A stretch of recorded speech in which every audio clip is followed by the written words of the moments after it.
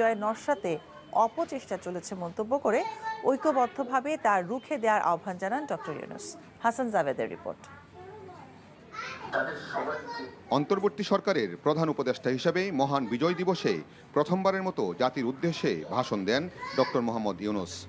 ভাষণে তার সরকার গত 4 মাসে রাষ্ট্র সংস্কারে 15টি কমিশন গঠন সহ যেসব পদক্ষেপ নিয়েছে তা তুলে ধরেন। আগামী জাতীয় সংসদ নির্বাচন কবে নাগাদ হতে পারে সেই ধারণাও দেন জাতির সামনে। আমি সকল প্রধান সংস্কারগুলো সম্পন্ন করে নির্বাচন আয়োজন করার ব্যাপারে বরাবর আপনাদের কাছে আবেদন জানিয়ে এসেছি।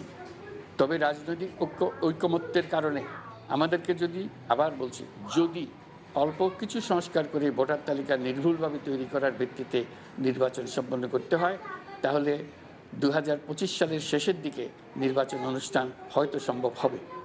আর যদি এর সঙ্গে নির্বাচন প্রক্রিয়া এবং নির্বাচন সংস্কার কমিশনের সুপারিশের পরিপ্রেক্ষিতে